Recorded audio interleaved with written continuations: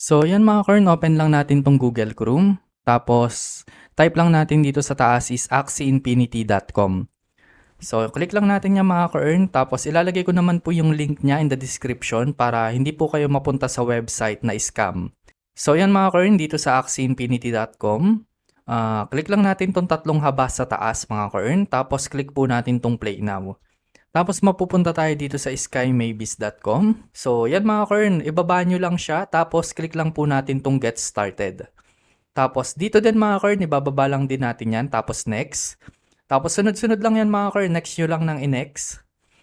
So, yan. Next ulit natin. Tapos, dito mga Kern na yan na. Pwede na nating i-download yung axieinfinity.com. Pati yung Axie Infinity Origin natin. So, dito muna tayo sa classic mga Kern. So, Android and iOS, pwede po siya. Click lang po natin yung Android version niya. Tapos, click po natin tong download anyway. Tapos, wait lang po natin siyang matapos. Open lang natin siya and install. So, ganyan lang naman po kadali i-download si Axie Infinity mga Kern para sa mga nagkakaproblema dun sa skymaybis.com. So, after nyo ma-install mga Kern, click po natin tong open and titignan natin yung Axie Infinity natin. So, wait lang po natin siya matapos mag-loading. And ito na nga mga Kern, meron na tayo ditong scan QR and prompt photo. So, to register mga Kern, ito po yung registration natin. To register naman, punta lang tayo sa Play Store. And dito sa taas, pwede tayo mag-download ng Yandex browser. Yan, type nyo lang dyan, Yandex browser. Tapos, pwede din naman tayo mag-download ng Kiwi browser. So, yung Kiwi yung gagamitin ko para makapag-create ng Ronin Wallet account natin. So, install lang natin siya, tapos wait natin siya matapos ma-download. So, yan, wait lang natin yan. Installing na siya. So, mababa lang naman yung MB nito. Mabilis nyo lang siya mada-download kung naka-data kayo. So, after nyan, open na natin siya. Tapos, dito sa taas, wait lang natin. Yan, continue lang natin yan. Tapos, dito sa taas, type lang natin Ronin Wallet Extension. So, dito sa Kiwi browser, makakapag-download tayo ng extension. Tapos mga Kern, click lang natin tong may chrome.google.com. Ayan, yung pinakauna.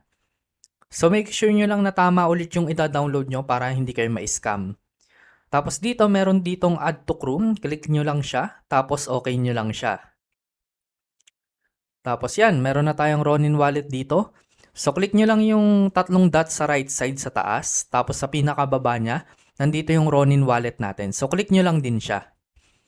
Tapos dito, get started nyo lang siya. And pwede kayo mag-create dito or pwede din kayo maglagay ng recovery phrase nyo kung meron na kayong account. So magke-create lang tayo ng account, tapos allow tracking nyo lang siya. And ilagay nyo lang yung password niya. Tapos dito naman sa recovery phrase, make sure nyo lang na may copy kayo nito or i-copy nyo siya sa clipboard. So, ano nyo to mga Kern, ito yung pinaka-importante. Tapos lagay nyo lang yung hinahanap niya dito. So yung number 1 natin to number 10.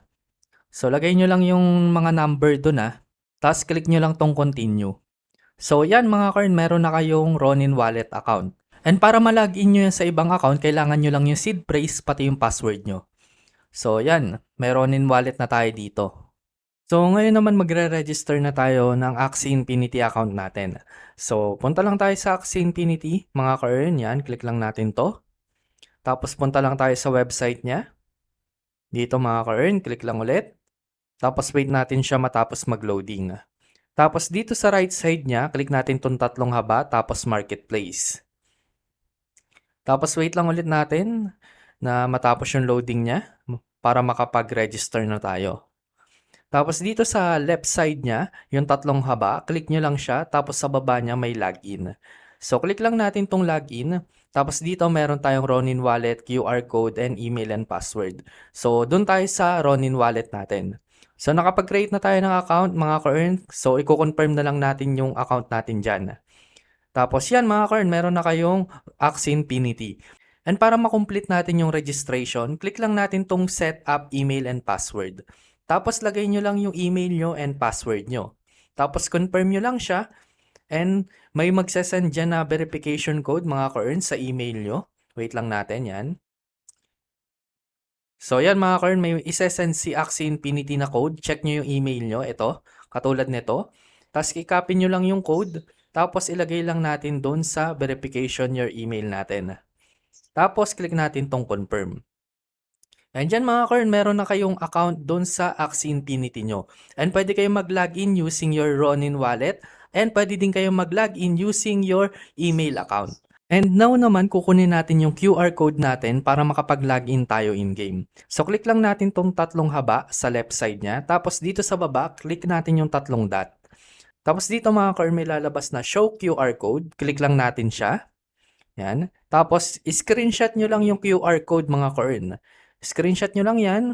Tapos, pupunta tayo dun sa Axie Infinity game natin. Ito.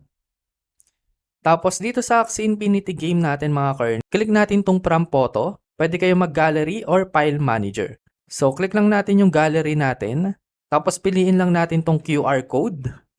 Tapos, wait natin siya mag-loading. So, yan mga Kern, pasok na tayo. Meron na tayong account sa Axie Infinity. And wait lang natin na ma-download niya yung mga need na files or yung resources niya para ma-complete na tong download natin ng Axie Infinity. And dyan mga Kern, meron na kayong account sa Axie Infinity nyo. And pwede na kayong bumili ng mga Axie. Or kung meron kayong manager, pwede nyong hingin yung QR code niya para makapaglaro na po kayo dito sa Axie Infinity. So yun lang for today's video and peace out.